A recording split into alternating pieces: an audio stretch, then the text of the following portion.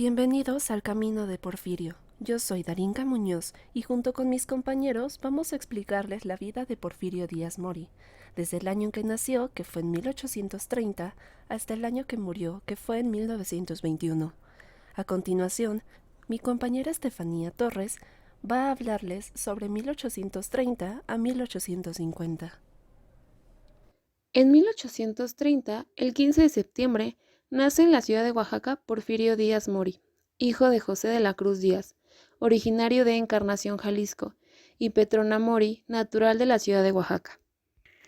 En 1833, el 8 de octubre, cuando apenas tiene 3 años de edad, queda huérfano de padre, quien muere víctima de la epidemia de cólera que asola a la ciudad de Oaxaca. Queda bajo la tutela de su padrino de bautizo, el sacerdote José Agustín Domínguez. En 1837, el 1 de febrero, el niño Porfirio ingresa a la escuela de primeras letras llamada Amiga. Muchos niños recibieron su primera experiencia escolar en la Amiga, de la vecindad donde vivían. Su anciana maestra usaba el método individual para enseñar a la docena de niños y niñas. Pronunciar las letras era el deletreo, y le seguían por ejercicios de sílabas y palabras. La cartilla o silabario para uso de escuelas costaba medio real. La usaban para aprender a leer. Estudiaban el catecismo y exposición breve de la doctrina cristiana. En 1839, el 15 de febrero, el joven Díaz ingresa a la escuela municipal. En 1841, el 20 de marzo, la madre Petrona Mori hace a Porfirio aprendiz de carpintero. En 1844, el 10 de julio, comienza sus estudios de latín en el Seminario Conciliar de Oaxaca, con el auspicio del sacerdote José Agustín Domínguez, familiar y padrino. En 1845, el 3 de febrero, inicia sus estudios de bachiller en el mismo Seminario Conciliar bajo la tutela del maestro presbítero Macario Rodríguez. En 1846, el 1 de julio, por influencia del maestro presbítero Macario Rodríguez, decide enrolarse en el ejército para defender a la patria de la invasión norteamericana. Se alista en los batallones Trujano y Constancia, que no llegan a tomar parte de la contienda. En 1848, el 25 de septiembre, Díaz realiza los segundos exámenes de latinidad de manera exitosa. En 1849, el 10 de febrero, inicia el tercer año de estudios de filosofía en el Seminario Conciliar. El 11 de marzo, imparte clases particulares de latín a la señorita Guadalupe Pérez, entabla amistad con el padre de ella, el abogado zapoteco Marcos Pérez. El 19 de septiembre aprueba sus terceros exámenes de filosofía y se convierte en bachiller de artes. El 30 de septiembre recibe la oferta de su padrino, el sacerdote Domínguez, para seguir la carrera eclesiástica y, ya terminada, poder acceder a una capellanía. El 15 de noviembre, por influencia del licenciado Marcos Pérez, abandona el seminario de Oaxaca. En 1850, el 4 de febrero, se inscribe en el Instituto de Ciencias y Artes de Oaxaca para estudiar leyes. Conoce allí a Matías Romero, quien será un condiscípulo. Es ahí donde adquiere el gusto por las actividades físicas. El 31 de diciembre termina su primer año de carrera y aprueba los exámenes. Muchas gracias, Estefanía. Ahora vamos a pasar con mi compañera Diana Ávila, que va a hablar de 1851 a 1861. En 1851 fue un 23 de octubre cuando Porfirio Díaz aprueba el segundo año de la carrera de jurisprudencia. Un 5 de noviembre de 1851 se inauguró en el país la primera línea telegráfica por el presidente Mariano Arista. Un dato interesante es que fue el presidente Porfirio Díaz quien más aprovechó el telégrafo. Todos los días llegaban a su oficina mensajes que le informaban de aspectos que ocurrían en distintos territorios del país, desde la inauguración de una escuela, el surgimiento de una plaga, hasta la llegada de extranjeros a algunos puertos. En 1852, el 2 de abril, ingresa a la masonería bajo la protección de Marcos Pérez en la Logia Cristo del Rito Nacional, a la que también pertenece el licenciado Benito Juárez. En la política mexicana del siglo XIX, la masonería aportó un enlace crucial entre la política liberal y la construcción de redes políticas o facciones que giraban en torno al liderazgo de individuos particulares. Los politólogos han identificado estas redes o grupos informales personalistas, o sea, las camarillas, como una de las características principales de la cultura política mexicana del siglo XX. La política solo es una extensión del poder social de los actores colectivos. 1853. El 8 de junio, Díaz declara su hostilidad al gobierno de Antonio López de Santa Anna. Es importante recordar que este año, el 30 de diciembre de 1853, es a través de la firma del Tratado de la Mesilla, también conocido como Gadsden Purchase, por el cual Antonio López de Santa Anna vende al gobierno de los Estados Unidos, transformando de manera significativa los límites de ambos países, así como el legado histórico del propio Santa Anna. El 15 de julio, como pasante de derecho, se incorpora al bufete de Marcos Pérez, de quien se convierte en confidente, y el 23 de noviembre logra entrar al convento de Santo Domingo escalando las paredes para comunicarse con su preceptor, Marcos Pérez, preso por su militancia en contra del gobierno de Santa Anna. Cito de las memorias de Porfirio Díaz. De las 3 ocasiones que fuimos a ver a don Marcos, la primera y la segunda fueron noches lluviosas. El cólera hacía muchos estragos, pues habían de 50 a 60 muertos por día en Oaxaca, que solamente tenía de 15 a 20,000 habitantes. 1854. El 20 de febrero, Félix Díaz, hermano de Porfirio, ingresa al colegio militar. El 1 de marzo, en Ayutla, estado de Guerrero, se lanza un plan revolucionario en contra de la dictadura de Santa Anna. Se invita al general Juan Álvarez, veterano del ejército insurgente de Vicente Guerrero, a encabezar la revolución junto con Nicolás Bravo. Juan Álvarez, 1790-1867, militar y político del Partido Liberal, uno de los principales caudillos de la independencia y más tarde de la lucha contra las invasiones francesa y norteamericana. Convocó el Congreso que promulgaría la Constitución de 1857, promulgó la Ley Juárez, que suprimía los tribunales especiales y modificaba el sistema de fueros. Luchó junto al presidente Benito Juárez, 1858-1871, ante la intervención francesa de 1861. El 13 de marzo, el joven Porfirio Díaz obtiene el empleo de bibliotecario en el Instituto de Ciencias y Artes de Oaxaca.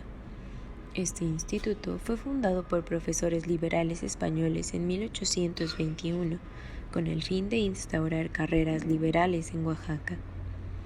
El 2 de septiembre obtiene el instituto el puesto de profesor interino de Derecho Natural, supliendo al licenciado Manuel Iturribarría. El 1 de diciembre vota contra Santa Anna y en favor de Juan Álvarez en el plebiscito organizado por el primero para legalizar su gobierno. Fuera de la ley por dicha actividad, decide huir de Oaxaca y adherirse a la Revolución de Ayutla bajo las órdenes de Francisco Herrera, levantado en la región de Huajuapan. Su primera acción de guerra tendrá lugar en una localidad llamada Teotongo. 1855. En marzo vuelve a Oaxaca ante la salida del gobierno conservador de Ignacio Martínez Pinillos. Sin embargo, tiene que escapar al regreso del gobernador.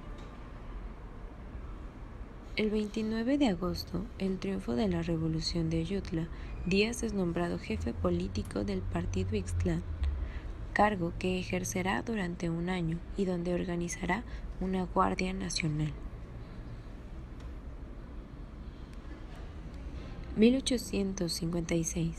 El 23 de diciembre recibe el nombramiento de capitán de la Compañía de Infantería de la Guardia Nacional del Partido de Ixtlán, por órdenes del gobernador Benito Juárez. Benito Juárez, 1806-1872, es el primer y único presidente de origen indígena de México. Su mandato duró 5 periodos, de 1857 a 1872, también conocido como Benemérito de las Américas por su lucha contra la invasión francesa. Benito Juárez estableció las bases sobre las que se funda el Estado laico y la República Federal de México. 1857. El 15 de febrero se promulga la Constitución Política. Su corte liberal provoca disgusto en los círculos conservadores, que se opondrán de manera absoluta, por lo que habrá diversos levantamientos. El 13 de agosto, ante la rebelión del conservador José María Salado, el gobierno de Oaxaca manda a un batallón de guardias nacionales a combatirlo. Es comandada por Manuel Velasco. El capitán Díaz es subordinado. En un lugar llamado Ixcapa se enfrentan los dos grupos en reñida batalla, de la que Díaz sale herido de un costado. Primero es atendido en el campo de batalla por el mayor Montiel, después por un indio curandero que le aplica un ungüento que le cae fatal, y finalmente él y los heridos de su tropa serán atendidos en el pueblo de Coajinicuilpa por el juez de Tlaxiaco, el doctor Esteban Calderón. El 17 de diciembre, el general Ignacio Comonfort, presidente de la República, desconoce la Constitución de 1857 con el pretexto de que no puede gobernar con ella y se entrega al Partido Conservador. 1858. El 16 de enero, Díaz combate bajo las órdenes de Ignacio Mejía en la toma de Oaxaca, que entonces se encuentra en manos de los conservadores. El 25 de febrero participa en la toma de la Plaza de Jalapa, ocupada por el conservador José María Cobos. El 17 de abril, Díaz es nombrado gobernador y comandante militar de Tehuantepec. Asegura el escritor José López Portillo y Rojas que, por el aislamiento del Istmo en aquella época, Díaz es gobernador absoluto de la región con independencia del gobierno del estado de Oaxaca, lo que le permite desplegar sus dotes naturales de administrador y gobernante. El 13 de abril derrota al jefe reaccionario José María Conchado en la batalla de las Jícaras y recibe ascenso al grado de comandante. El 28 de agosto, Díaz le escribe a Benito Juárez ratificando su adhesión a la causa liberal, ofreciendo a usted mi espada, para la defensa de los sagrados derechos de nuestra patria. 1859. El 17 de junio, derrota nuevamente al conservador José María Cobos en la batalla de Mixtequilla. El 7 de julio, Porfirio Díaz es ascendido por méritos a coronel de guardia. El 24 de agosto, su madre, Petrona Mori, fallece en la ciudad de Oaxaca. El 25 de noviembre, recibe nuevo ascenso a coronel efectivo del ejército debido a la defensa eficaz del Istmo de Tehuantepec, del acecho de los conservadores y por la exitosa conducción de armas para el ejército liberal desde Minatitlán hasta La Ventosa. 1860. El 10 de enero, Porfirio Díaz abandona Tehuantepec con el objeto de recuperar la ciudad de Oaxaca para el bando liberal. El 21 de enero, en la campaña por la ciudad de Oaxaca, es derrotado en la batalla de Mictla. En sus memorias declara la terrible mortificación que le significó esta derrota, la primera en la carrera de las armas. El 1 de febrero, pone sitio a Oaxaca atacando la fortaleza de la Soledad y el Marquesado. El 5 de agosto toma parte de la batalla de la Hacienda de San Luis, cercana a Oaxaca, y es herido en una pierna. La siguiente ciudad sería tomada al día siguiente.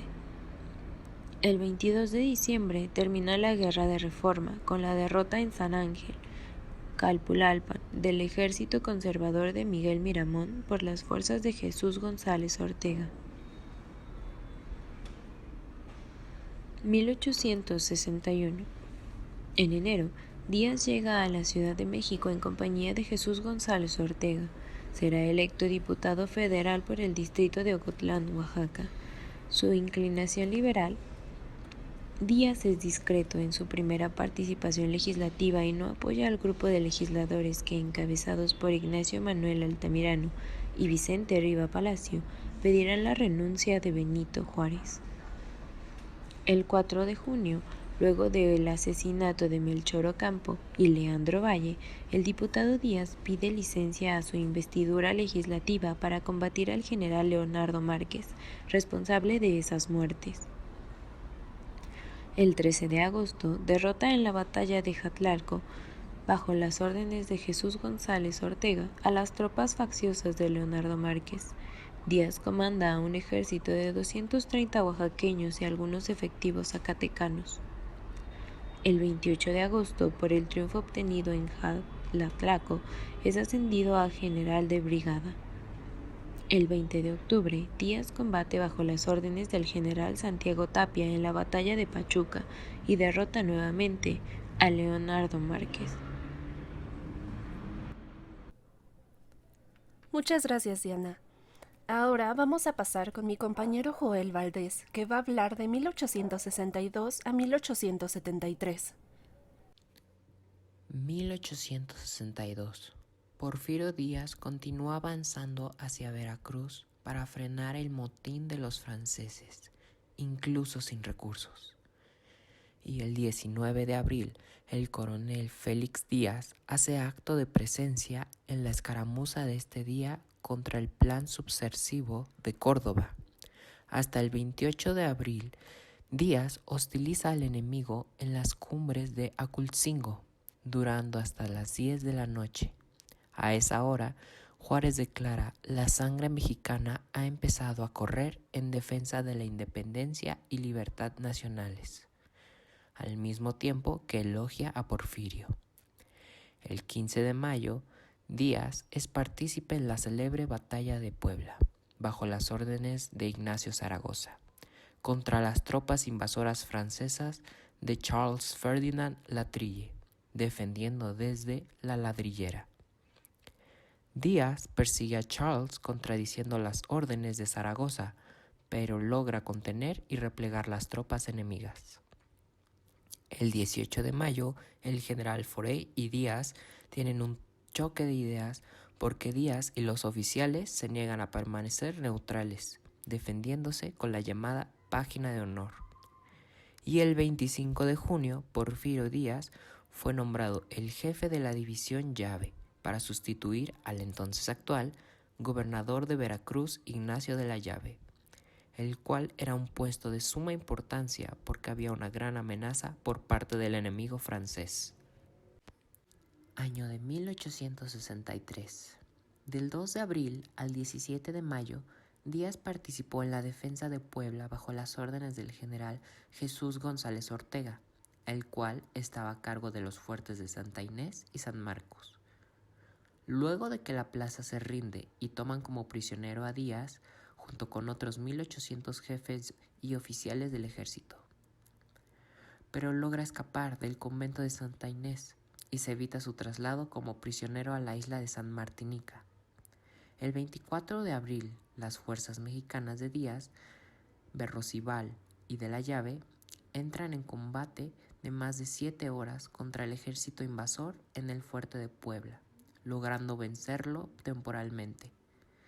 El 17 de mayo, el ejército mexicano se rinde, sin provisiones ni recursos. Díaz, como el resto de los generales mexicanos, cumple la orden de romper las armas disponibles y entregarse al enemigo. El 23 de mayo, huye de Puebla y llega a Tlaxcala, en compañía de Berriozábal. El 24 de mayo, Benito Juárez le ofrece la Secretaría de Guerra o el puesto de general en jefe del ejército republicano, la cual rechaza argumentando su juventud.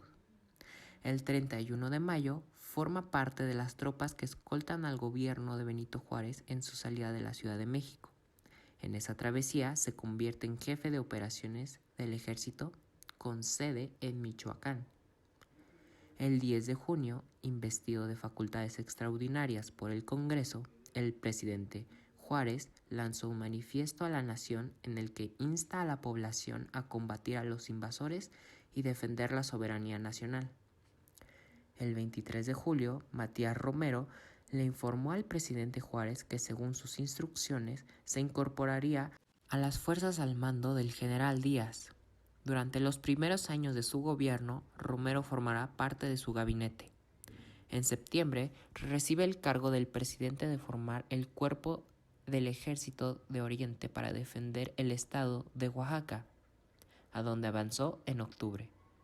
El 6 de noviembre, camino a Oaxaca, Porfirio Díaz recibe el nombramiento de general de división.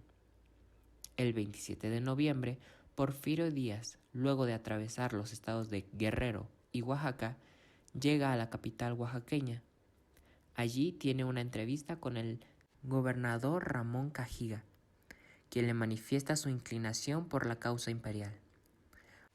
Ante la superioridad del ejército de Díaz, entonces el gobernador decide renunciar al cargo.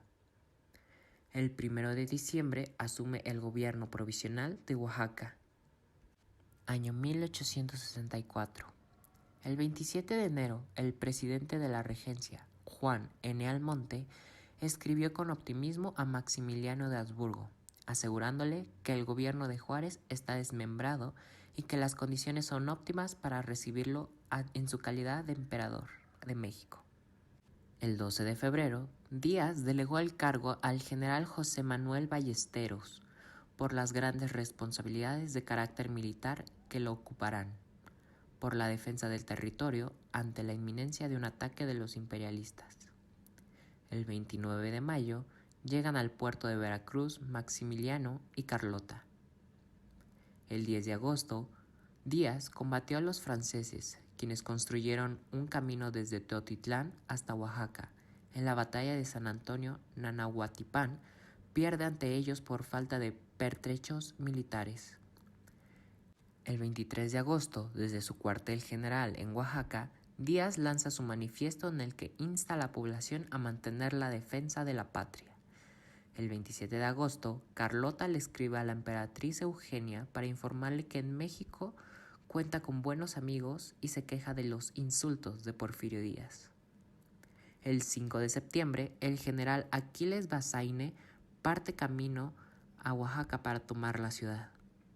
El 18 de noviembre, el general Manuel López Uraga, antiguo amigo de Porfirio Díaz, le escribió una carta en la cual le expone los motivos por los cuales se ha unido al gobierno imperial de Maximiliano de Habsburgo y lo invita a seguirlo al mismo camino.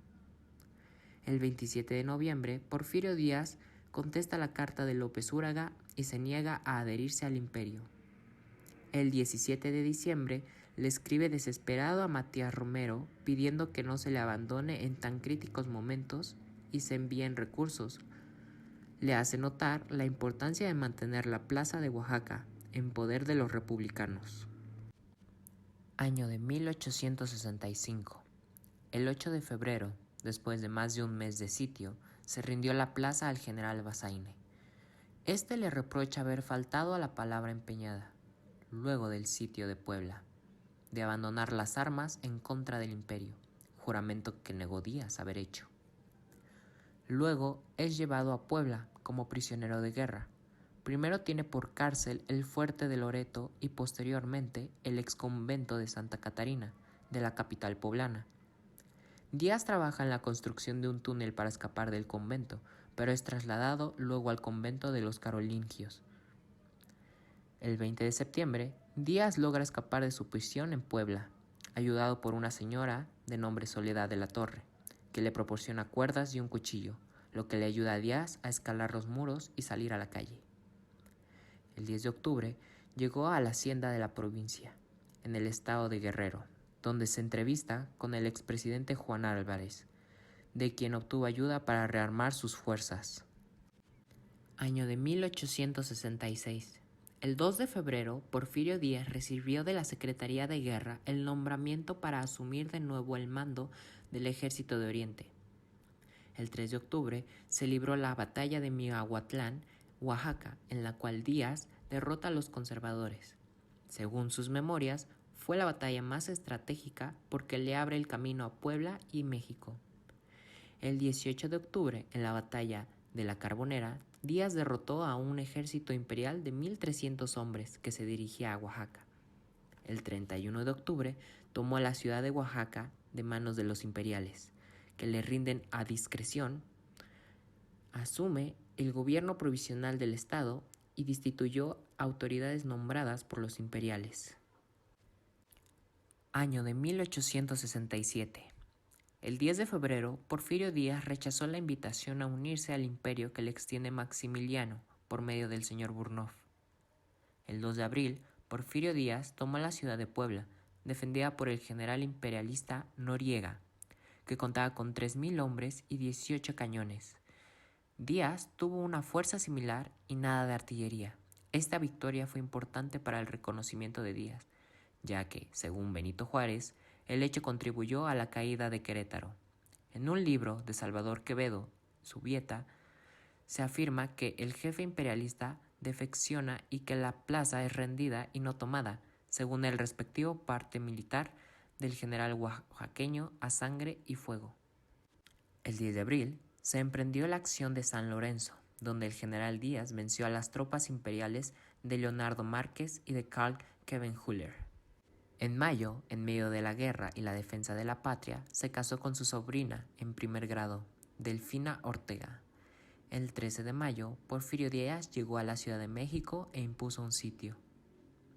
El 15 de mayo, recibe noticias telegráficas del general Mariano Escobedo, quien le informa de la caída de la ciudad de Querétaro y de la prisión del emperador Maximiliano. El 20 de junio se le rinden los últimos imperialistas, encabezados por el general Ramón Tavera, a causa de la desaparición y huida del general Leonardo Márquez. El 21 de junio entra solamente el Ejército de Oriente, compuesto de 28,000 hombres, en la Ciudad de México, que vuelve a erigir las banderas de la República en la capital. La entrada del ejército fue absolutamente pacífica. No se realizan actos de venganza ni revanchas contra los conservadores. Díaz se hace cargo del gobierno de la capital en espera de la llegada del presidente Benito Juárez.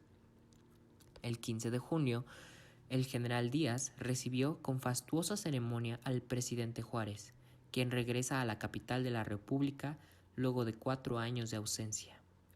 El 27 de julio se le nombró titular de la División Oriente del Ejército, compuesta de 4,000 hombres y con sede en Tehuacán, Puebla.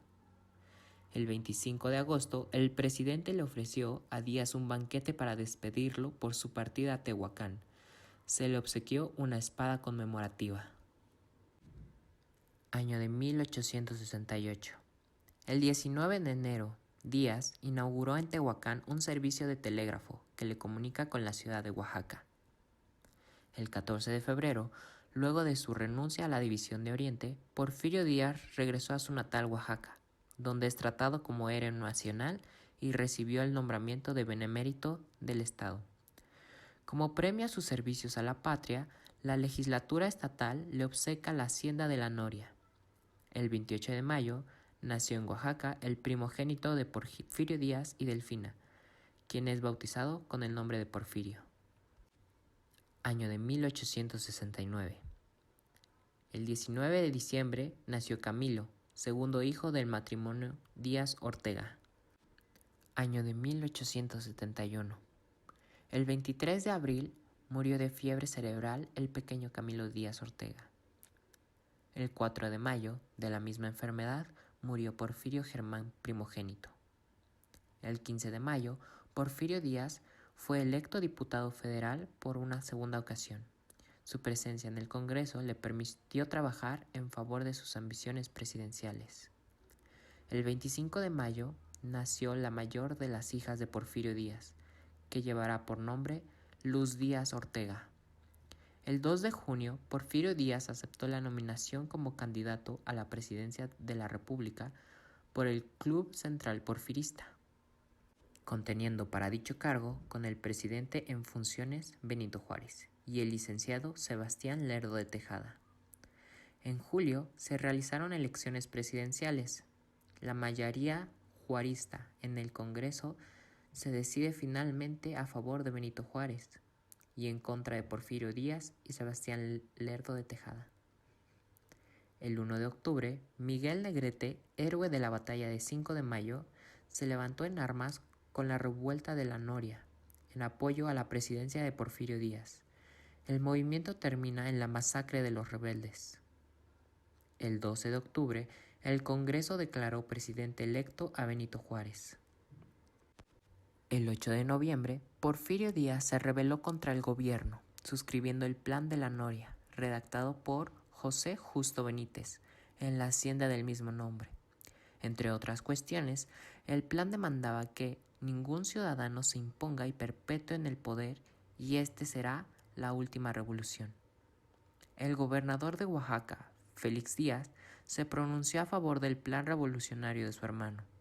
La rebelión será repelida en la ciudadela por los grandes generales juristas Sóstenes Rocha e Ignacio Alatorre. Se publicó en La Victoria, periódico porfirista de Oaxaca, el Plan de la Noria. El 9 de noviembre, el periódico oficial del estado de Oaxaca publicó el Plan de la Noria. El 17 de noviembre tuvo lugar el pronunciamiento en Mazatlán, que desconoce el gobierno de la República y al del estado de Sinaloa.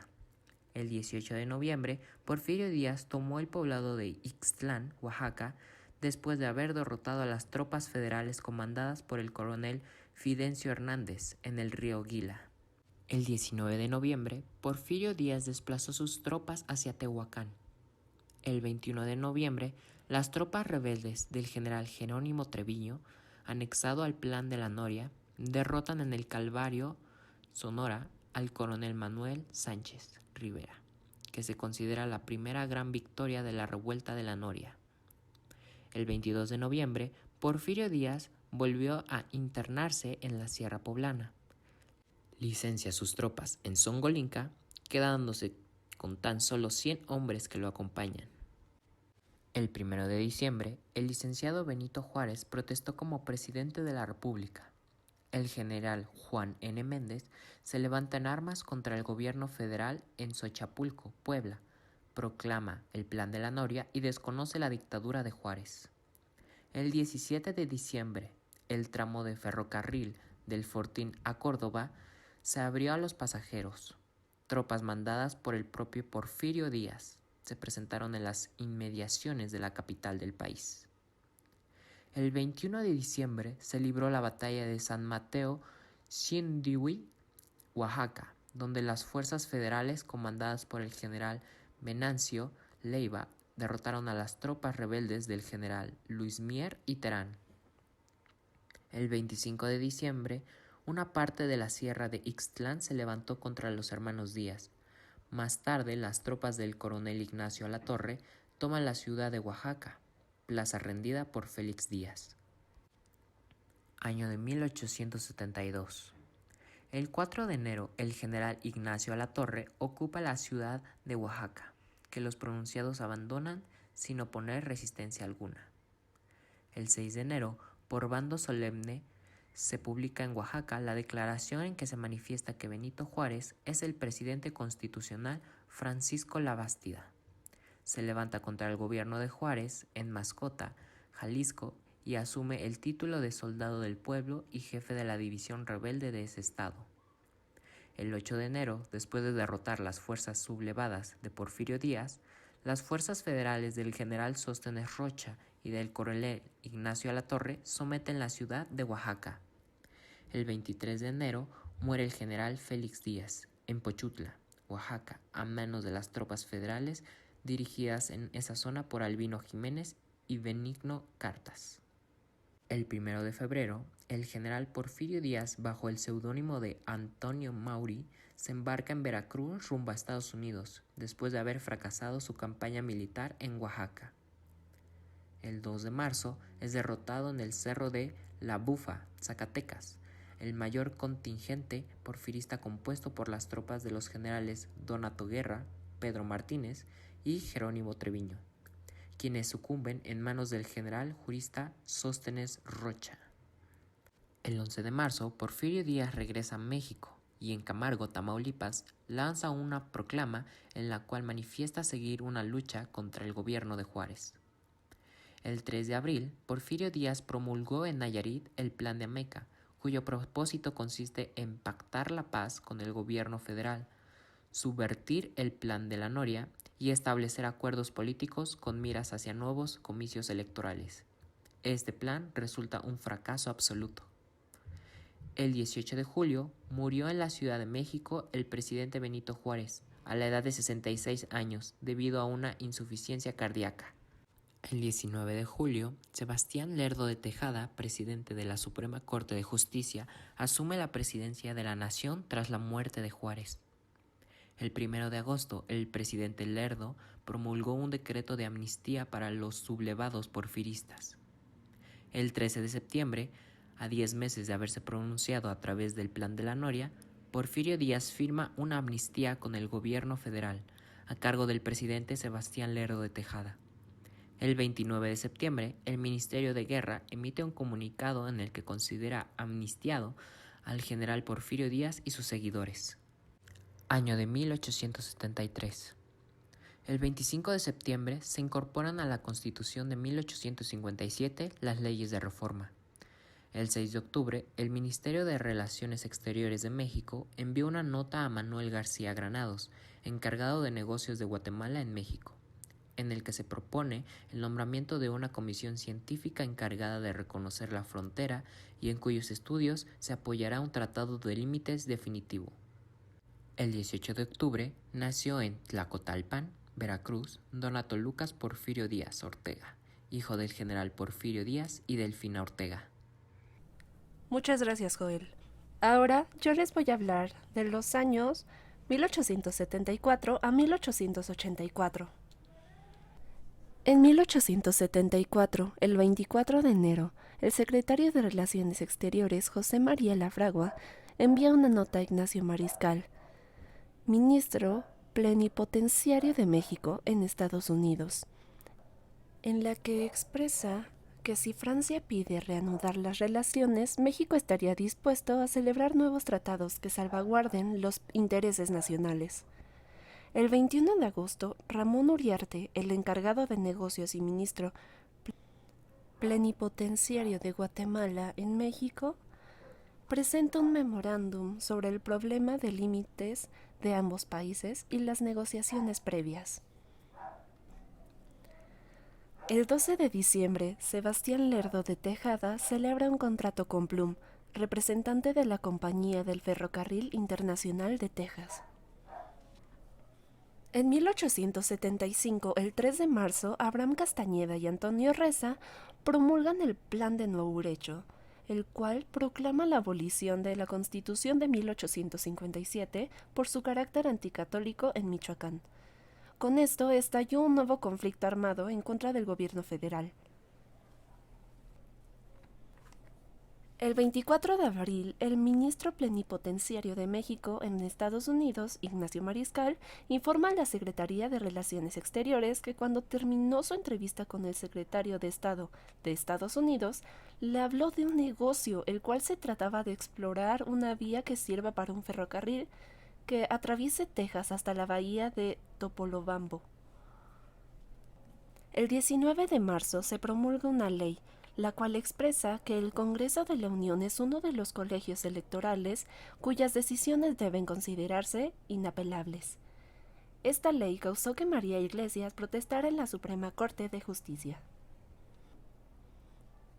El 9 de julio, Ramón Uriarte informa que José María Lafragua anunció la pronta representación de bases cordiales para un acuerdo de límites.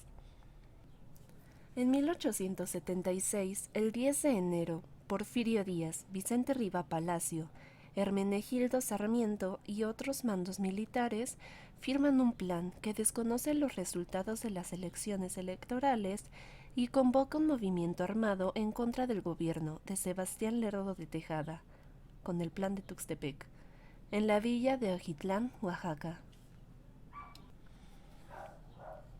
El 23 de enero, Fidencio Hernández se apodera de la ciudad de Oaxaca. El 25 de enero, Fidencio Hernández se levanta con el Plan de Tuxtepec en la Sierra de Ixtlán. Días después, Hermenegildo Carrillo en Puebla, Lorenzo Torres en Sonora, Rosalío Flores en el Estado de México y Florentino Cuervo en Jalisco. El 7 de febrero, en la región de Lagos, Donato Guerra se levanta en armas en favor de la revuelta tuxtepecana. El 20 de febrero, el comandante de la Primera División del Ejército Federal, Sóstenes Rocha, se levanta en armas contra el gobierno de Sebastián Lerdo de Tejada.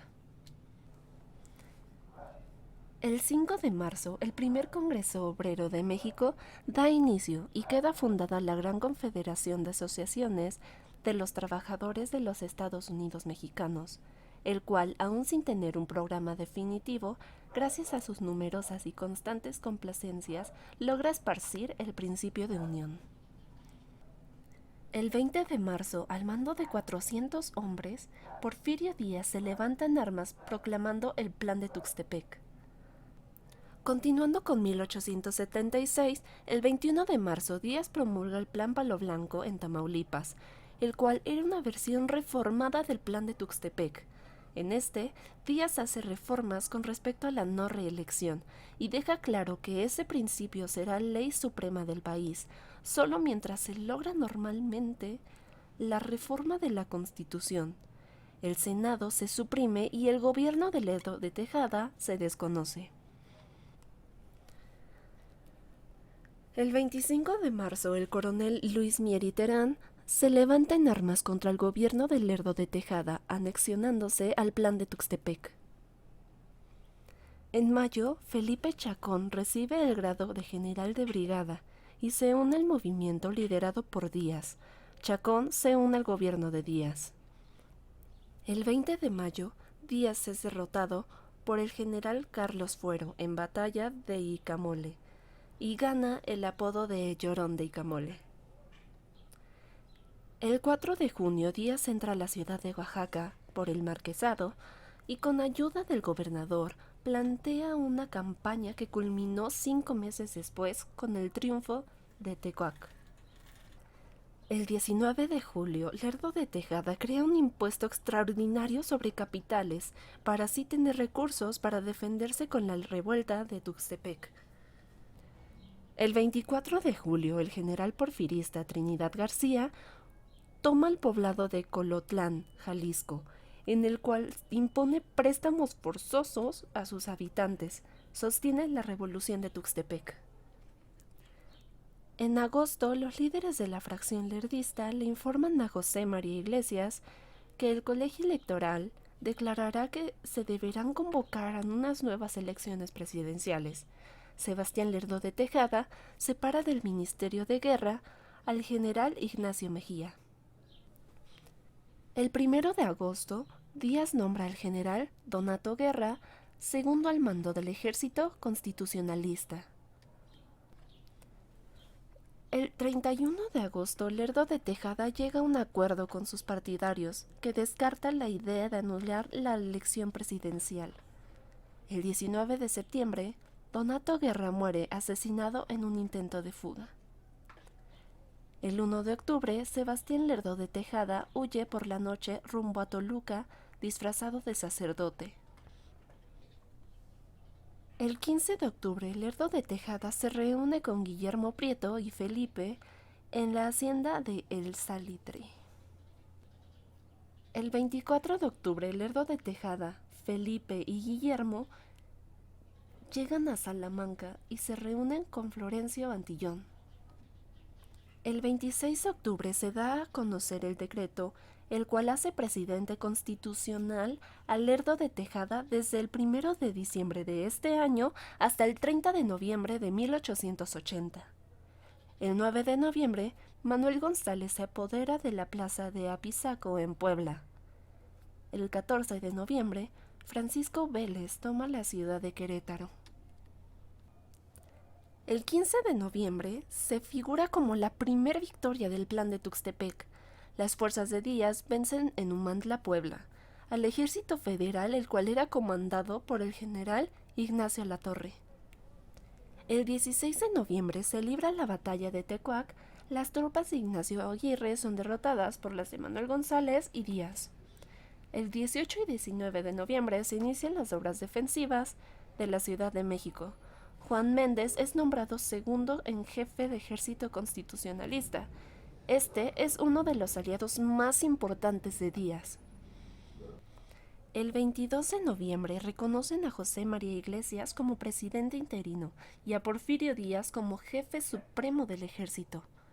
El 23 de noviembre, Díaz se niega a asumir el papel de jefe supremo del ejército e insta a los grupos revolucionarios a reconstruir cuanto antes el orden constitucional. El 24 de noviembre, Díaz emprende la tarea de allegarse recursos económicos para afirmarse en el poder y así lograr vencer a Sebastián Lerdo de Tejada y a José María Iglesias. El 25 de noviembre, Díaz proclama oficialmente el Plan de Tuxtepec y sus reformas de Palo Blanco. El 1 de diciembre inicia la presidencia interina de José María Iglesias, el cual lanza un manifiesto desde Querétaro en el cual se refiere a Díaz como un dictador con ambiciones insanas. El 6 de diciembre, Díaz decreta a Juan Méndez como encargado provisional del Poder Ejecutivo. El 7 de diciembre, Lerdo de Tejada y su comitiva llegan a Río Balsas, el cual pretenden cruzar para llegar a Guerrero. El 8 de diciembre, los ministros plenipotenciarios de España en México y de Estados Unidos visitan a Ignacio Vallarta para hacerle ver que el préstamo solicitado por Díaz dejó de ser voluntario y ahora es forzoso. El 12 de diciembre, Juan Cortina se levanta en armas a favor de Díaz en la zona de Tamaulipas.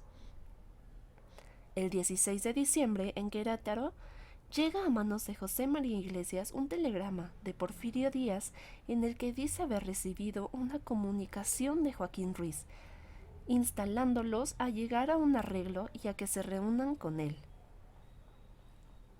El 19, Hamilton Fish anuncia a John Foster para que tenga comunicación con los funcionarios del naciente régimen en México. Con este tipo de acciones se evidencian las simpatías que despierta la llegada de Díaz al poder y lo que representa la estabilidad.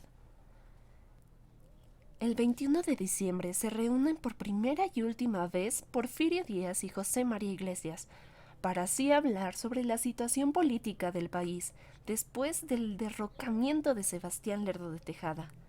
El 23 de diciembre se lanza la convocatoria a elecciones que deja fuera a los lerdistas. En 1877, el 12 de enero, José María Iglesias publica en Guadalajara su manifiesto del presidente interino sobre las nuevas negociaciones con el señor don Porfirio Díaz y los últimos acontecimientos que relata la ruptura definitiva entre iglesistas y porfiristas. El 13 de enero, Manuel Blanco, José Rafael Álvarez, Manuel María Romero y César Díaz presentan el programa del Monitor Tuxtepecano, en donde declaran simultáneamente la inviolabilidad de la Constitución y la observancia del Plan de Tuxtepec. El 15 de enero, Ignacio Vallarta comisionó a José María Mata y a Ciro Tagle para hacer en Washington el primer pago de las reclamaciones de Estados Unidos y establecer con las autoridades norteamericanas un contacto directo que permite explorar mejor y un clima menos hostil el problema del reconocimiento del gobierno de Porfirio Díaz. El 17 de enero, José María Iglesias llega al puerto de Manzanillo, donde aborda el barco norteamericano Granada con esperanza de desembarcar en Mazatlán. Pero esto no se realiza debido a que la guarnición de este lugar ya estaba pronunciada a favor de Porfirio. Iglesias y sus acompañantes huyeron a San Francisco, California. El 21 de enero se realizan elecciones primarias para nombrar autoridades municipales y así poder sustituir a las dejadas por el gobierno de Lerdo. Continuando con 1877, el 22 de enero las fuerzas de Díaz derrotaron al general iglesista Florencio Antillón en la acción de unión de los adobes. Después de este gran acto, la revolución iglesista empezará a caer poco a poco. En febrero, como secretario de Justicia, Ignacio Ramírez expone que la pena de muerte es inútil, como reparación del mal, injusta como escarmiento y bárbara como intimidación. El 11 de febrero, el presidente Porfirio Díaz regresó de Guadalajara a la Ciudad de México, después de su campaña contra las fuerzas de José María Iglesias. El 15 de febrero, Porfirio Díaz asume provisionalmente la presidencia de la República. El 16 de febrero, Juan Méndez anuncia el retorno de Porfirio Díaz a la presidencia interina. El 20 de febrero, Porfirio Díaz envía una carta autógrafa a todos los jefes de Estado que tienen representantes acreditados en el país e informa que tomó posesión de presidente interino. En marzo, el teniente coronel norteamericano Shafter ganará alguna celebridad por sus invasiones al suelo mexicano. El 4 de marzo, John Foster, embajador de Estados Unidos en México, informa a su gobierno que Porfirio Díaz ha sido electo casi por unanimidad. En abril estalla la primera huelga registrada en el nuevo gobierno, emprendida por los trabajadores de la fábrica de hilados de San Fernando, ubicada en Tlalpan, que buscan un aumento de salario. El 15 de abril se realiza en contra de las leyes una nueva procesión católica en la ciudad de Cuernavaca, Morelos. El 2 de mayo, Porfirio Díaz convoca elecciones para elegir senadores, las que se realizan en junio y julio. El 5 de mayo, Porfirio Díaz toma posesión como presidente constitucional de México. El 25 de mayo, Porfirio Díaz extiende a José María Mata un nombramiento de enviado extraordinario y ministro plenipotenciario de México ante el gobierno de Estados Unidos. En junio se realizan las elecciones presidenciales. El 1 de junio se instala formalmente la nueva Corte de Justicia. El 19 de septiembre, el Senado está listo para reunirse con la Cámara, motivo por el cual Porfirio Díaz acude a una sesión. El 15 de noviembre, el gobierno de Francia ofrece sus buenos oficios para que se restablezcan las relaciones entre México y Estados Unidos. El 1 de diciembre, Porfirio Díaz toma posesión de la primera magistratura del país. En 1878, el 5 de enero, Justo Sierra fundó el periódico La Libertad. El 31, el diario oficial da a conocer que el general Joaquín Martínez se ha sublevado en Jacala en contra del gobierno de Díaz. En abril, la Cámara de Diputados examina 2 proyectos de ley enviados por el presidente Díaz, la Ley de Amparo y otra que se define como facultad exclusiva del Ejecutivo el nombramiento de las autoridades judiciales federales inferiores a la Corte. El 1 de abril, Porfirio Díaz rinde su segundo informe ante el Congreso. En él destaca lo referente a la colonización, las vías de comunicación, la deuda pública, entre otras cosas. El 5 de mayo, por consecuencia del Plan de Tuxtepec, el Congreso de la Unión reforma el artículo 78 de la Constitución, en el que se establece que el presidente permanecerá en su cargo 4 años, no pudiendo ser reelecto para el periodo inmediato, ni ocupar la presidencia por ningún motivo, sino hasta pasados 4 años de haber cesado en el ejército sus funciones. El 28 de mayo, Mariano Escobedo lanza su proclama revolucionaria en contra de Porfirio Díaz, la que firma en Guerrero. En junio, Porfirio Díaz permite que Ignacio Mejía regrese de su exilio en La Habana y lo reincorpora al ejército con su sueldo de general de división. El 10 de diciembre, Porfirio Díaz firma el convenio por medio del cual México ingresa como miembro de la Unión Postal Universal, con lo que se le da un fuerte impulso al ramo de correos. En 1879, el 1 de enero, un reglamento crea las escuelas regionales de agricultura, dependientes de la de México, para formar administradores de haciendas. El 1 de abril, Porfirio Díaz rinde su tercer informe frente al Congreso, el cual es respondido por Alfredo Chavero. El 2 de junio se difunde el plan revolucionario del general Miguel Negrete Noboa en contra del gobierno de Porfirio Díaz.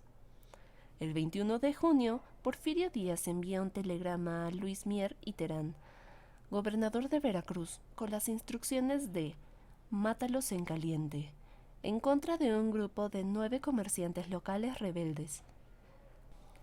El 5 de julio los indígenas de la zona de Tamazunchale atacan inesperadamente esa población, haciendo huir al jefe político y asesinan al secretario de la jefatura y a otros 4 individuos, disponiéndose a ocupar las haciendas de la región. El 16 de septiembre, Porfirio Díaz informa al Congreso, falsamente, que en Tamazunchale se levantaron en armas algunos centenares de indígenas, con motivo de una cuestión de terrenos sostenida por ellos con algunos propietarios.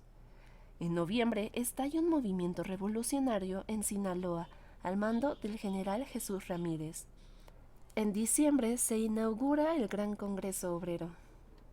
En 1880, en febrero, se empieza a publicar La República, cuyo director es Ignacio Altamirano. El 5 de marzo, William Sheridan pronuncia un discurso para expresar que cuestan demasiado las importaciones y las exportaciones, se necesitan más ferrocarriles. El 8 de abril, Delfina Ortega Díaz, primera esposa del presidente Porfirio Díaz, muere. El 12 de julio se llevan a cabo las elecciones secundarias para designar al presidente de la República, en las cuales es declarado triunfador el general Manuel González.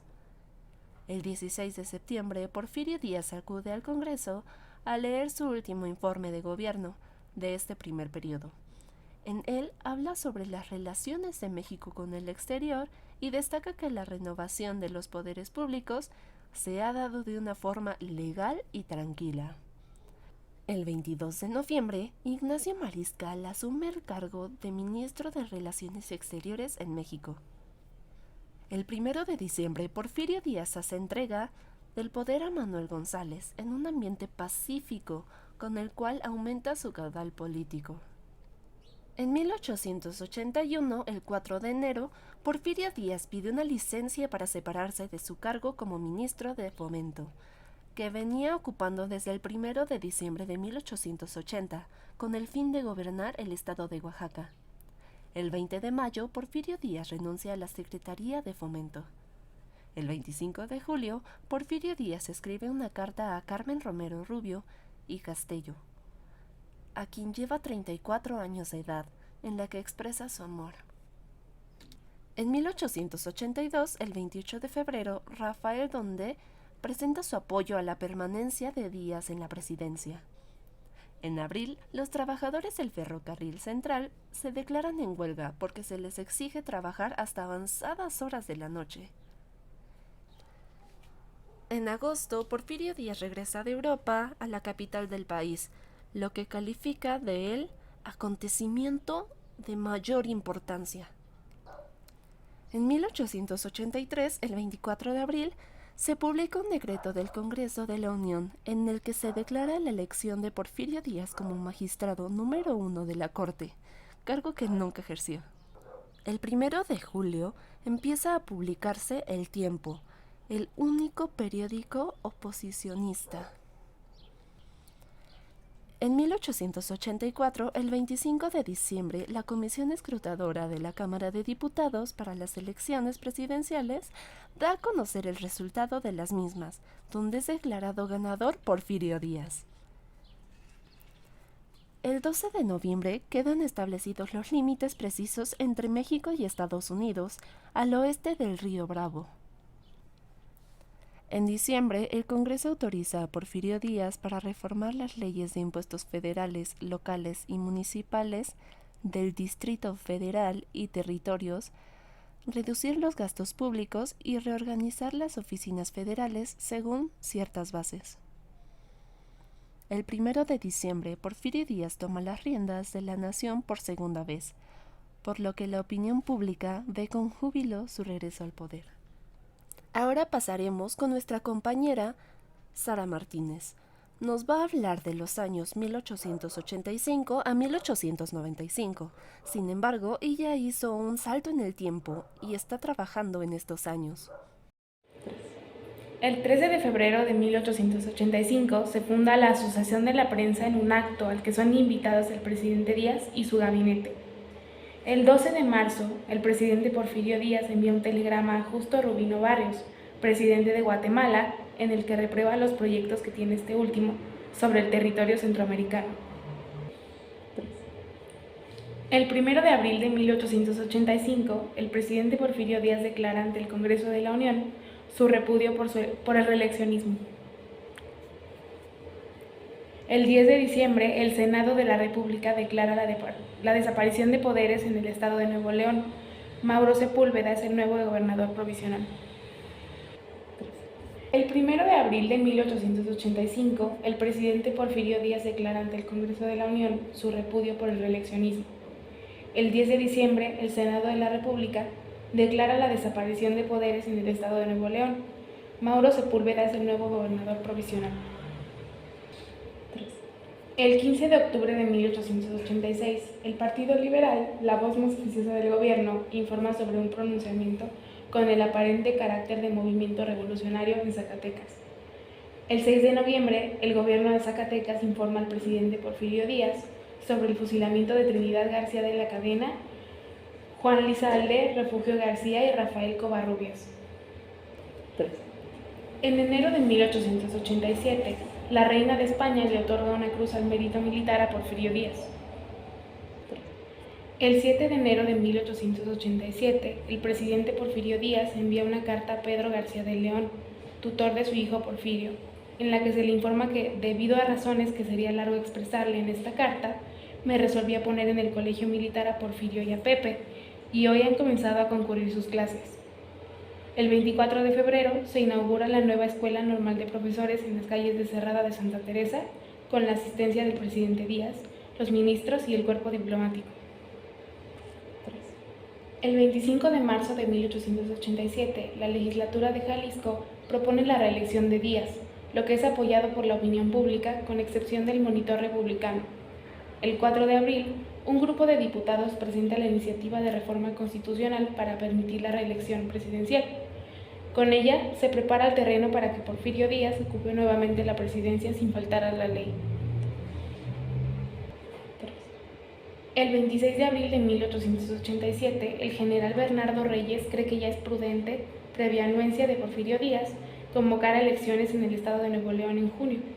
Díaz interviene cada vez más en la vida política del país al inmiscuirse en los asuntos electorales de los estados. El 31 de julio, Eulogio Guilou es consagrado obispo de Oaxaca en el Templo Metropolitano de la Profesa y cuenta entre sus padrinos el presidente Porfirio Díaz. El 21 de agosto de 1887, el presidente Porfirio Díaz inaugura el monumento a Cuauhtémoc, acto al cual asisten como invitados especiales representantes de los pueblos indígenas cercanos. El 21 de septiembre de 1887, 20 periódicos de circulación nacional anuncian la candidatura de Porfirio Díaz a las elecciones de 1888. Auguran su reelección. El 23 de octubre se publica en la Ciudad de México un bando en el que se anuncia la aprobación de la reforma constitucional con la que se permitirá la reelección presidencial. El 1 de abril de 1888, Porfirio Díaz rinde su informe de gobierno ante el Congreso de la Unión. En él resalta que los ingresos federales del año fiscal anterior superan lo que el gobierno de González había logrado entre 1882 y 1883. En julio, se llevan a cabo elecciones para designar presidente, diputados federales y senadores. El 1 de diciembre de 1888, Porfirio Díaz asume la presidencia de la República por tercera vez.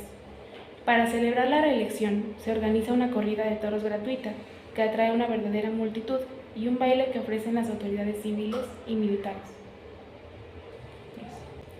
El 2 de abril de 1891, el presidente Díaz asiste a las celebraciones de la toma de Puebla, efectuada por él en 1867, en donde da a conocer el decreto para abolir la pena de muerte. El 13 de mayo de 1891, el presidente Porfirio Díaz expide un decreto mediante el cual Se estipula que habrá 7 secretarías y con ello crea el Ministerio de Comunicaciones y Obras Públicas. El 15 de julio de 1891, el presidente Porfirio Díaz promulga el Código Sanitario. El 27 de julio, el gobierno de México firma un convenio comercial con el gobierno de Italia. El 23 de septiembre de 1892, la Cámara de Diputados erigida en colegio electoral declara que Porfirio Díaz ha sido reelecto, con 17.277 votos contra 21, atribuidos al general Escobedo, a Vallarta y a Riva Palacio. El 21 de noviembre, el gabinete en pleno renuncia para dejar al presidente Díaz en libertad de reorganizarlo, pues iniciará otro periodo de gobierno en 9 días. En marzo de 1893, Porfirio Díaz apoya a José Musquiz para ser gobernador de Coahuila, poniendo oposición a Evaristo Madero, quien está muy activo políticamente. En junio de 1894, el presidente Díaz concede, por primera vez, un indulto que beneficia a José Ferrell, Querido Moeno y Francisco R. Blanco, colaboradores del periódico El Demócrata. El 4 de diciembre, Porfirio Díaz inaugura el Teatro Degollado. El 13 de diciembre de 1895, el general Porfirio Díaz firma un título de propiedad a favor de Rafael Chouzal, su secretario privado, para el uso y aprovechamiento de las aguas de los manantiales. A continuación, pasamos con mi compañero Israel Saldaña, quien nos hablará de los años 1896 a 1906. 1896. Porfirio viaja a Tehuantepec para inspeccionar los trabajos del ferrocarril. El 22 de marzo, el periódico El Mundo publica que Felipe Berriozábal será el nuevo secretario de Guerra y Marina. El 28 de marzo, Matías Romero envía desde Londres una nota a la Secretaría de Relaciones Exteriores, en la que menciona que el Banco de Londres ha tenido en 5 años un beneficio líquido de 1.350.000 pesos en México. El 1 de abril, en su mensaje al Congreso, Porfirio Díaz da a conocer el resultado del censo levantado el año anterior. El país cuenta con 12,5 millones de habitantes. El 15 de mayo, Juan Maldonado Tetavíate, quien toma el mando de los pueblos del Yaqui, al morir Cajeme, firma los tratados de Ortiz ante el general Luis Torres. El 22 de marzo aparece la Ciudad de México tachonada de vistosos cartelones que proclaman la candidatura presidencial de Nicolás Zúñiga y Miranda. El 19 de junio se expide un reglamento de la Ley Orgánica del Cuerpo Diplomático Mexicano, cuyo artículo 26 recomienda la mayor economía en la utilización de la comunicación telegráfica. El 1 de julio se pone fin a las alcabalas, lo que favorece el dinamismo del comercio interno. El 3 de octubre se envía al presidente de la Cámara de Diputados una carta firmada por un grupo de escritores, entre ellos Ángel Pola, Luis del Toro, Daniel Cabrera, Antonio Rivera G., Filomeno Mata y Porfirio Parra, en la cual piden que se lleve al gran jurado al gobernador de Tlaxcala, coronel Próspero Cahuantzi, por haber permitido que se violaran las leyes de reforma, en ocasión de hacerse en la capital del estado las honras fúnebres del antiguo obispo de Puebla. El 7 de octubre, la Cámara de Diputados declara que Porfirio Díaz ha sido reelecto como presidente de la República. El 7 de noviembre se publica la Ley Reglamentaria de la Instrucción Pública, obligatoria a nivel federal. Esta mencionaba que la enseñanza elemental se tenía que brindar entre los 6 y 12 años de edad y podía recibirse en escuelas particulares u oficiales. Sin embargo, solo las escuelas particulares podrán dar clases de religión. A finales de noviembre, el gabinete en pleno presenta su renuncia, la cual es rechazada por el presidente Porfirio Díaz. El 31 de diciembre, Vicente García Torres declara que retira de circulación su periódico, El Monitor Republicano, porque ya es imposible la existencia del periodismo independiente en México. 1897. En enero, El Hijo del Ahuizote empieza a publicarse con el nombre de El Ahuizote y adopta el lema que Riva Palacio le había dado a su predecesor, Seminario feroz, pero de nobles instintos. El 19 de marzo, el Congreso aprueba una Ley General de Instituciones de Crédito. Esta ley crea 3 clases de bancos, de emisión, hipotecarios y refaccionario, dándoles el carácter de intermediarios en los usos de créditos. Se promulga la Ley de Instituciones de Crédito, gracias a la cual se multiplican los establecimientos de emisión, circulación y descuento en diversas regiones del país, particularmente en el norte. El 17 de mayo, los indios yaquis firman un tratado de paz con el general Luis Torres en la localidad Ortiz, municipio de Guaymas, Sonora.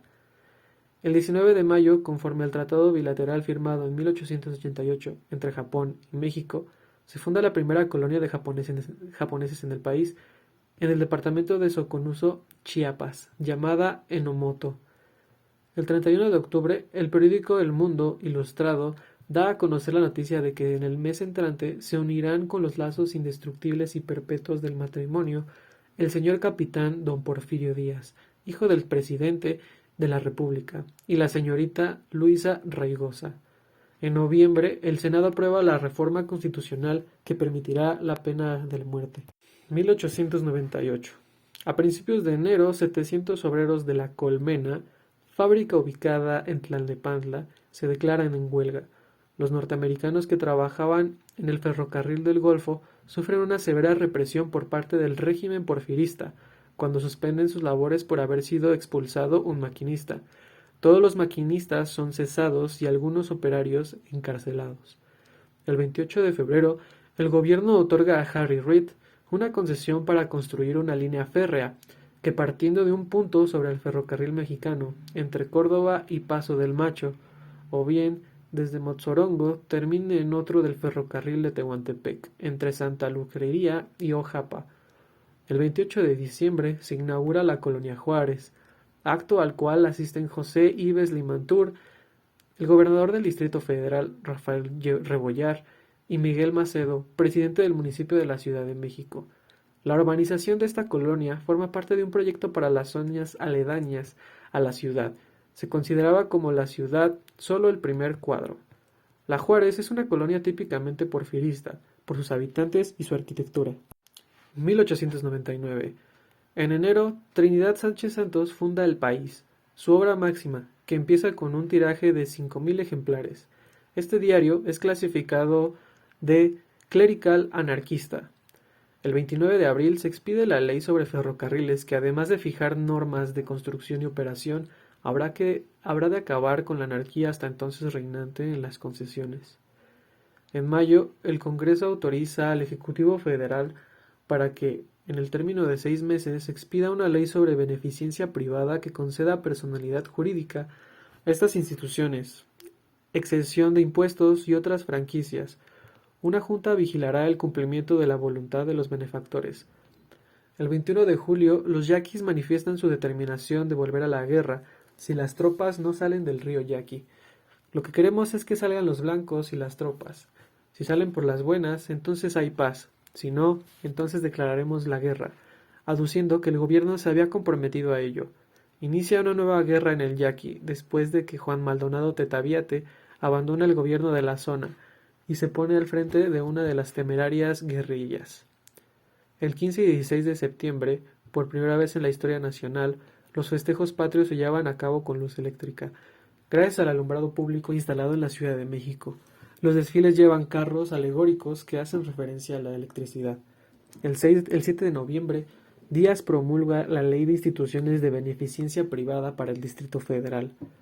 El 19 de diciembre se otorga la primera autorización al Ejecutivo para emplear las reservas del Tesoro Federal, las cuales se usan para invertir en obras públicas y gastos ordinarios.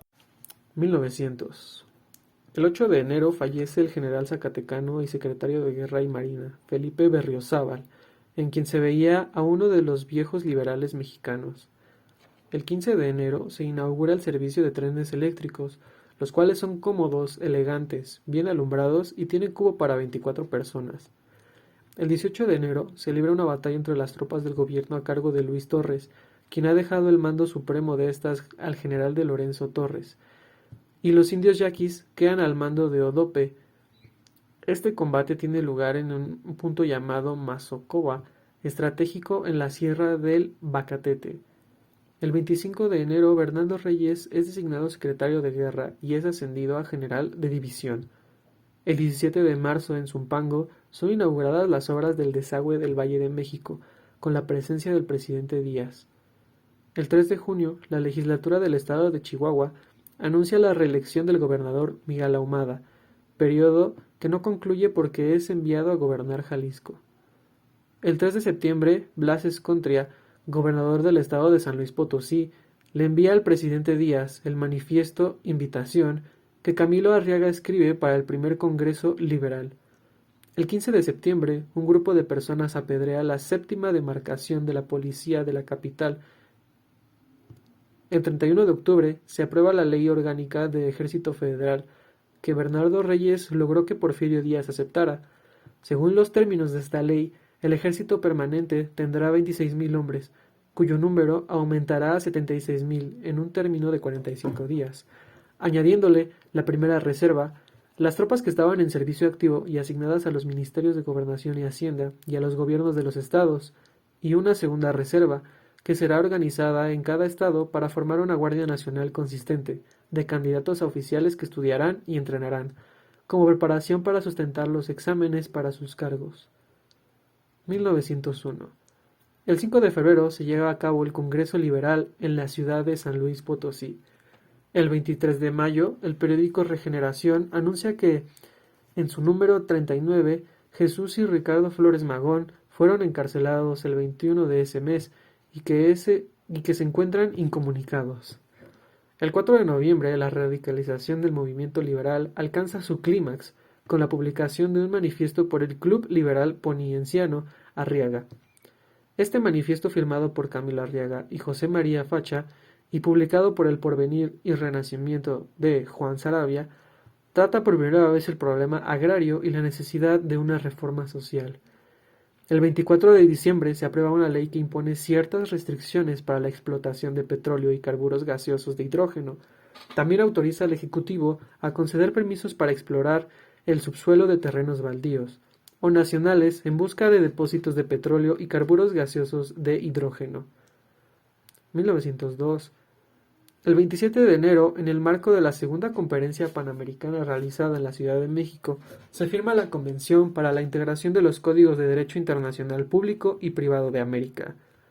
El 5 de febrero se lleva a cabo el Segundo Congreso Liberal, cuyos temas principales son completar las leyes de reforma, emprender una campaña para hacer efectiva la libertad de imprenta, encontrar formas de hacer efectivo el sufragio libre, organizar al municipio libre, y la suspensión de los jefes políticos, resolver el problema agrario y del agio y mejorar las condiciones de trabajo de los campesinos, entre otras. El 26 de marzo se reforman los artículos 86, 87 y 94 del Código Sanitario para prohibir la adulteración de los alimentos necesarios y la venta de leche en la vía pública, que en adelante deberá hacerse en locales adecuados y en condiciones higiénicas precisas. En agosto se inaugura el Montepío Luz Sabiñón, con un capital de 300,000 pesos. El 12 de septiembre, Jesús Enrique y Ricardo Flores Magón son puestos en prisión por su trabajo como redactores en El Hijo del Aguizote. 1903. El 17 de marzo, el gobierno de México firma un acuerdo comercial con el gobierno ruso.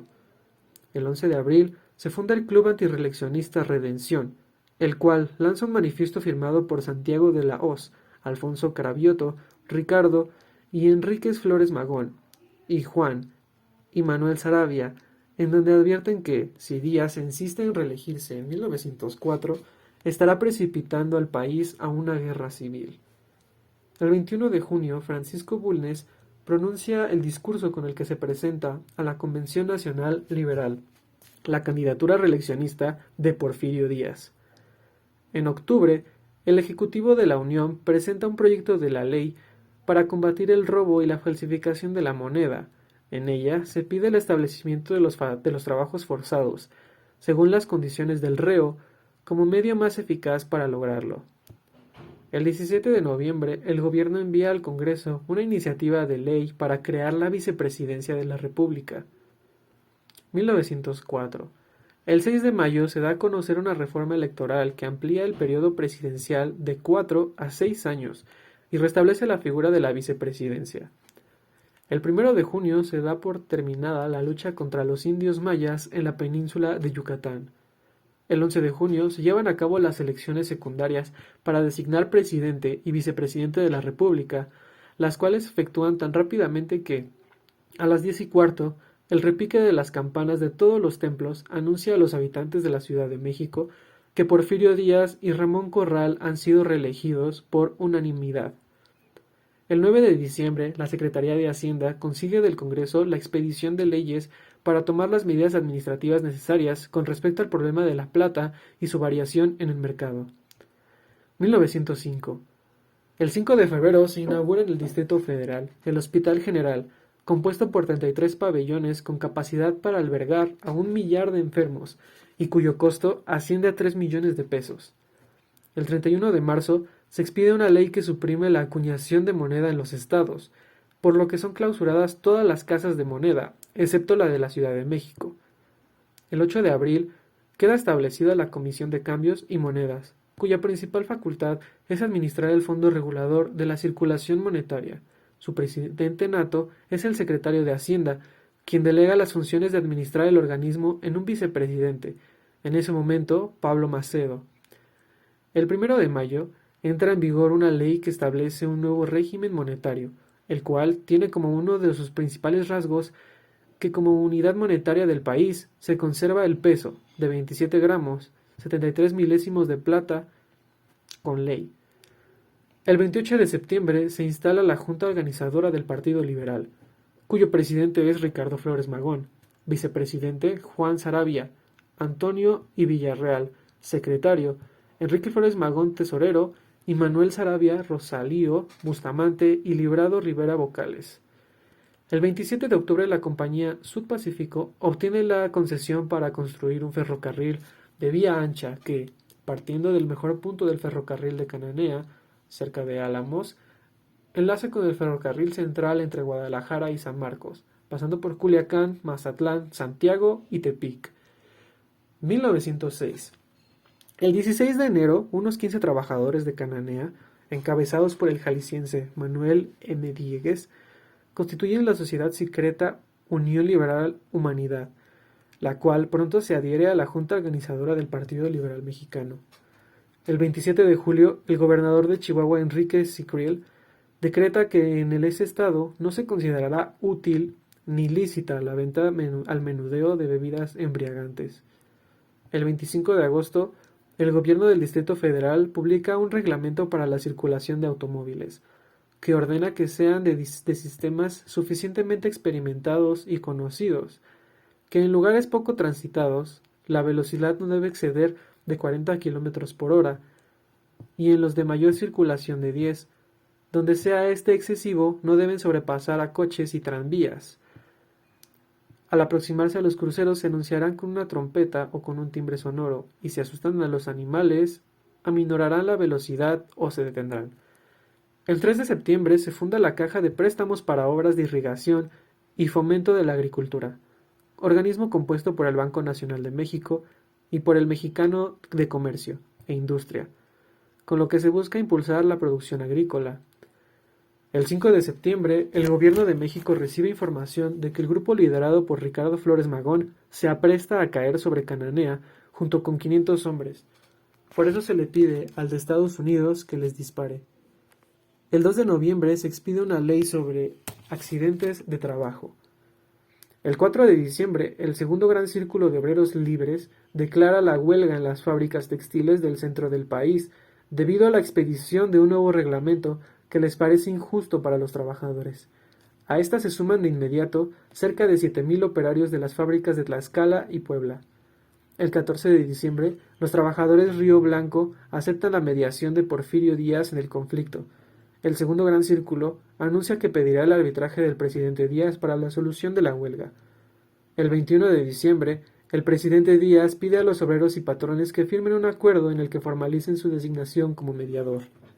El 26 de diciembre se inicia el proceso de nacionalización de los ferrocarriles.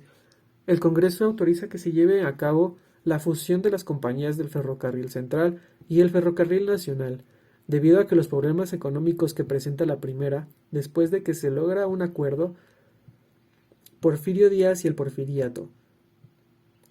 El gobierno adquiere la mitad de las acciones. Gracias, Israel. Y por último, pasaremos con nuestra compañera Cristina Núñez, que nos hablará de los años 1907 a 1921. El Porfiriato de 1907 a 1921. 1907.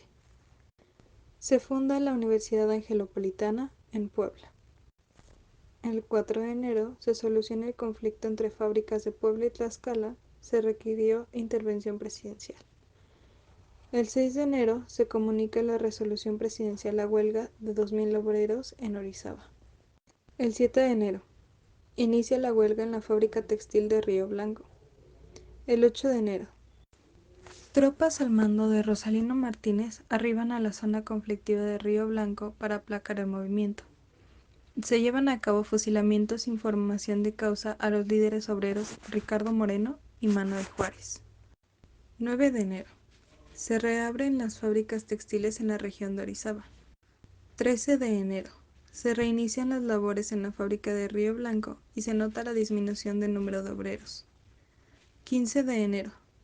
Mucio Martínez informa que los obreros de Puebla continúan inquietos tras una semana de haber regresado a sus puestos de trabajo. 17 de febrero. Se inaugura el Palacio Postal. Abril.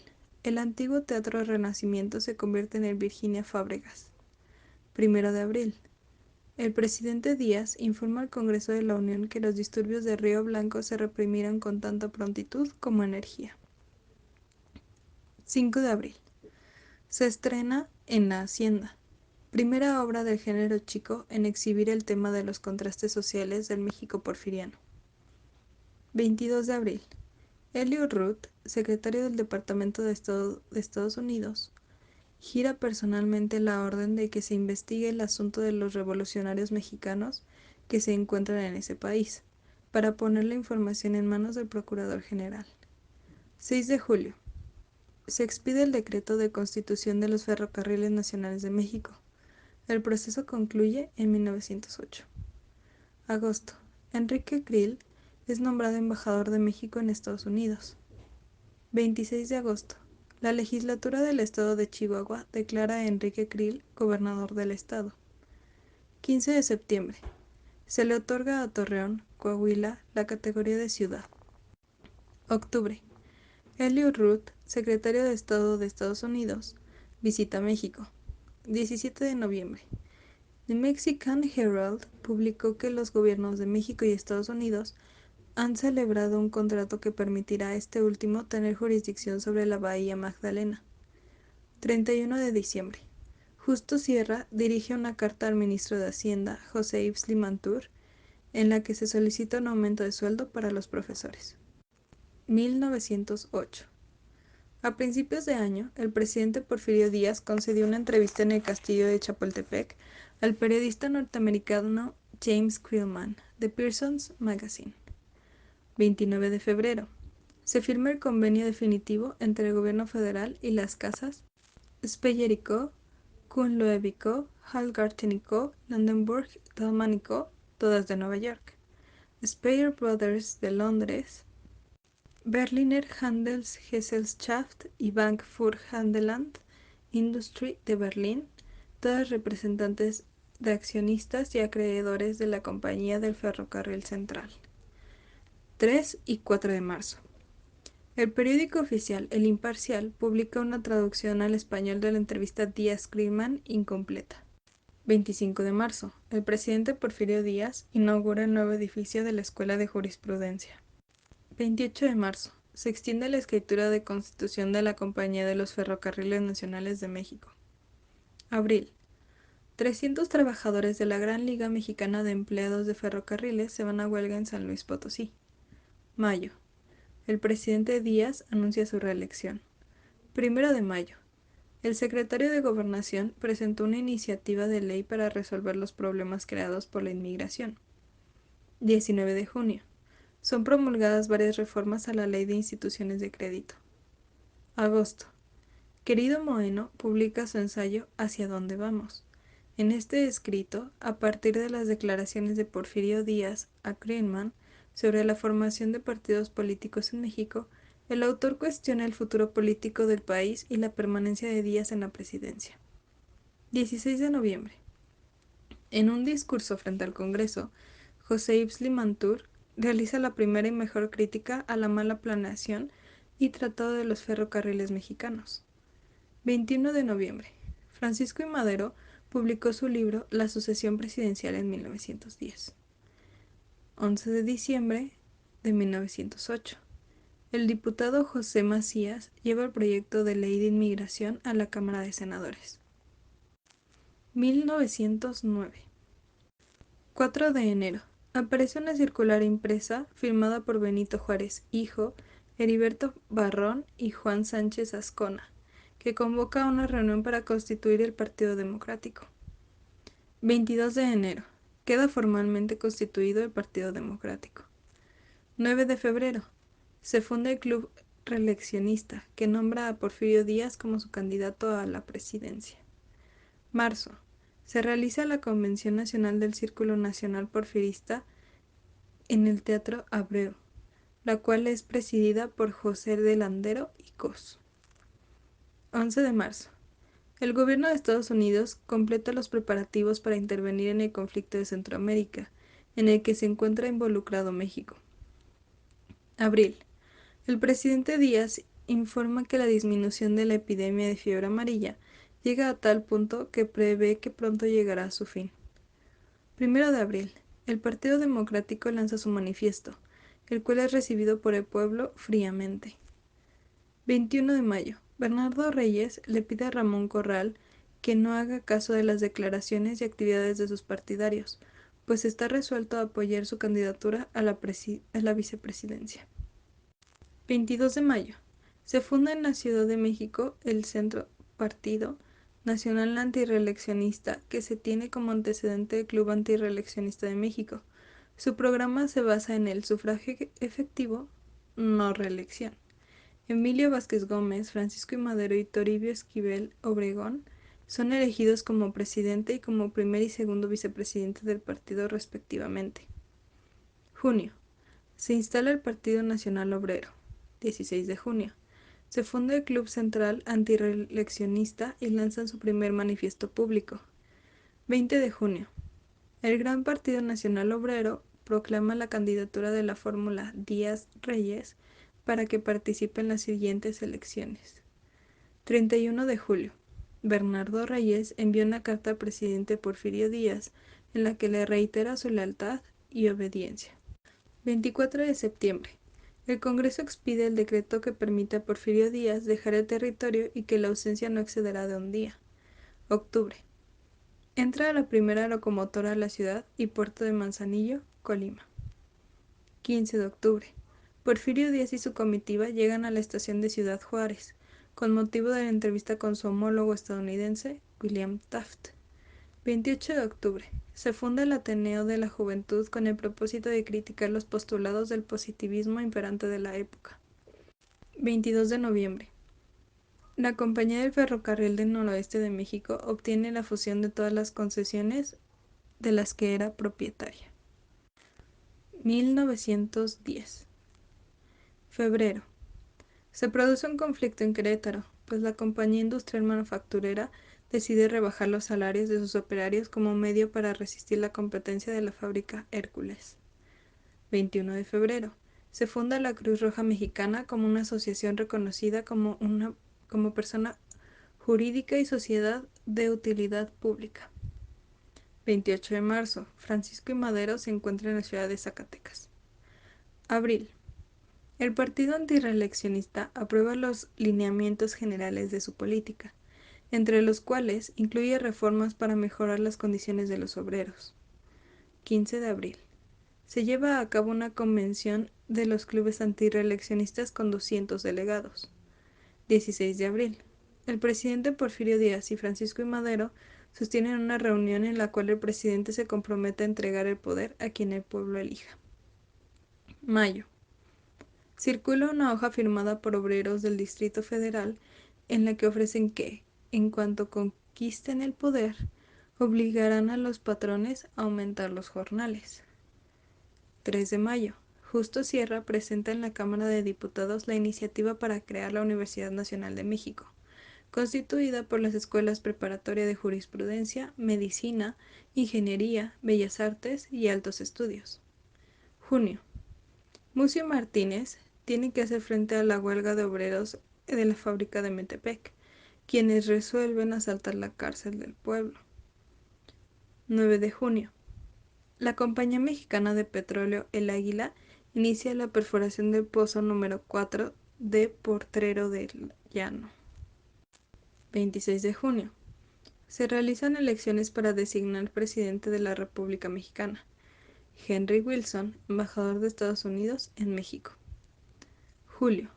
El gobierno vende a Ferrocarriles Nacionales de México todas las acciones del ferrocarril de Veracruz al Istmo de Tehuantepec en 100,900 pesos, costo efectivo de esos títulos. 10 de julio. Se llevan a cabo elecciones secundarias. Agosto. Un periódico católico informa sobre un motín de los indios de Tamazunchale como respuesta al despojo de sus tierras. 24 de agosto. El Papa Pío X declara a la Virgen de Guadalupe como patrona de América.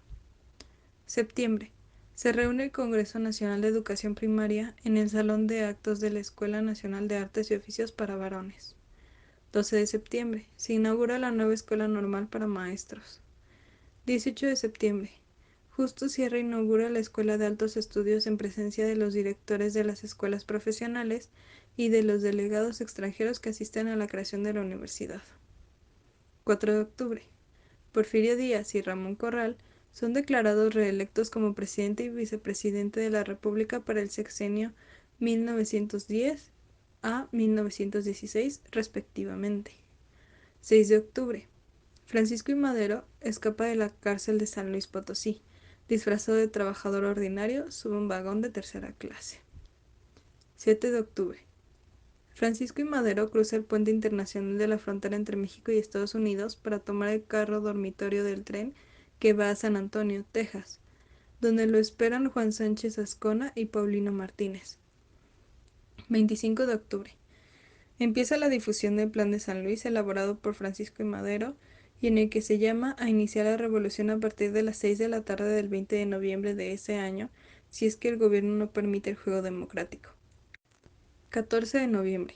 El cónsul de Estados Unidos en Manzanillo, Colima, telegrafía a Henry Lane Wilson, embajador de ese país en México, informando que una persona seria de Guadalajara le ha referido que el 20 de noviembre habrá un levantamiento general del ejército contra Porfirio Díaz, que Francisco y Madero da el dinero desde Texas y que quizá lo acudille Bernardo Reyes. 18 de noviembre. Fuerzas del gobierno irrumpen en las casas de los hermanos Cerdán en Puebla y estos son asesinados. Aquiles Cerdán se convierte en el primer mártir de la revolución.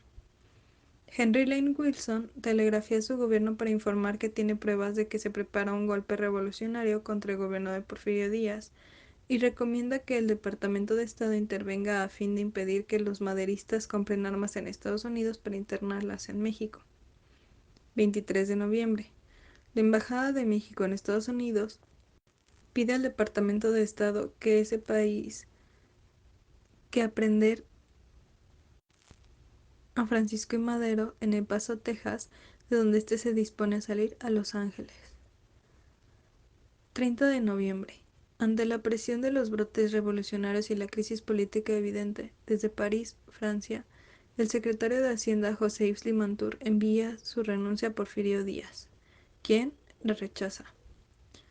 El 1 de diciembre, Porfirio Díaz y Ramón Corral asumen el poder por última vez. 1911. Enero. El gobierno de Porfirio Díaz ofrece la amnistía a los rebeldes que depongan las armas. 8 de febrero. Henry Wilson, embajador de Estados Unidos en México, informa a su gobierno que han brotado nuevos focos rebeldes en Zacatecas, Veracruz, Chiapas, Oaxaca y Sonora. Marzo. El gobierno de Porfirio Díaz tiene el proyecto de suspender algunas de las garantías constitucionales para hacer más expedita la persecución judicial de los revolucionarios. 1 de marzo. El cónsul de Estados Unidos en Durango vaticina que, en unas 3 semanas más, la situación será insostenible allí, en Torreón, Laredo y Gómez Palacio, debido al cierre de minas y fábricas y a la escasez notoria de alimentos.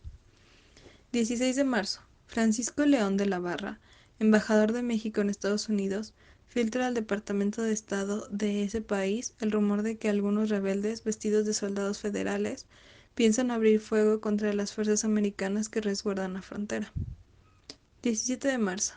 Henry L. Wilson, embajador de Estados Unidos en México, regresa a su oficina en la Ciudad de México. 18 de marzo.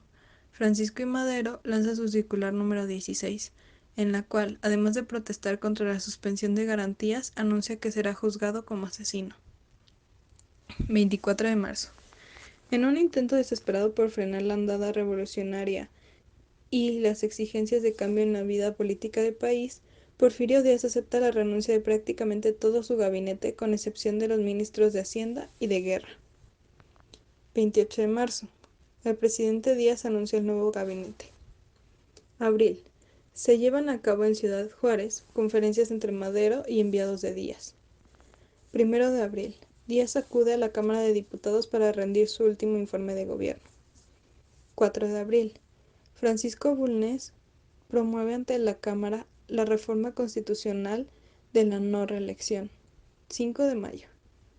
Estalla en la Ciudad de México una serie de violentos motines encaminados a provocar la renuncia de Porfirio Díaz, hecho del que hacen depender los insurrectos el término de la contienda militar.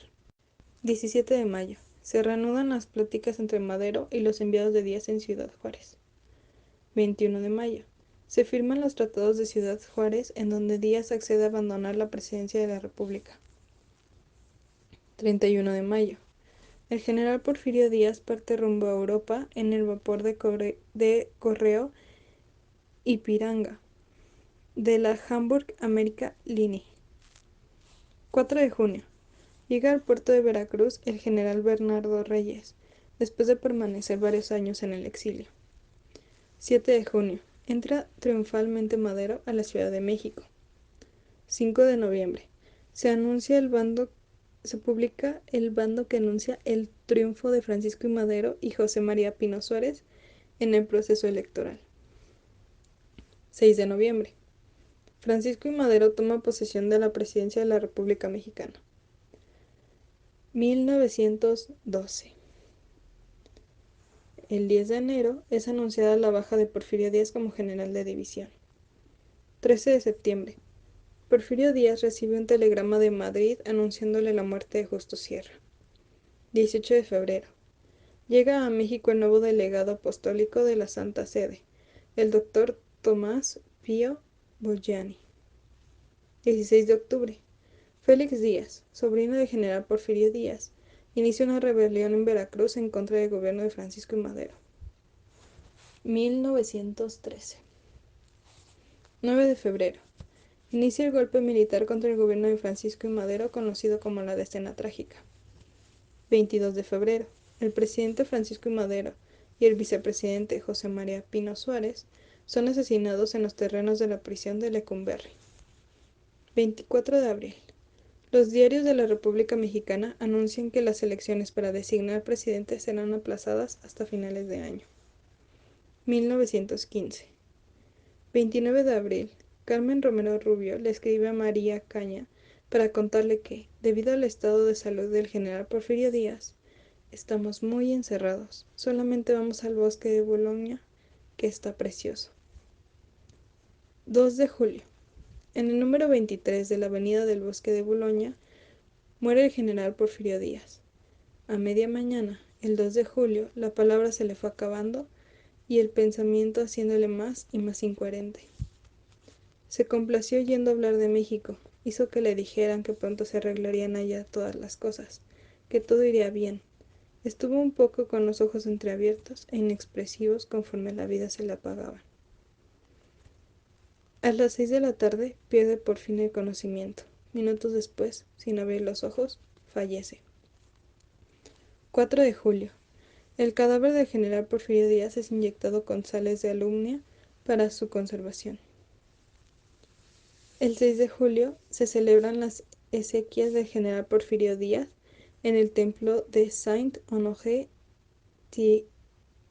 Eylau, situado en la Plaza Víctor Hugo. 1921.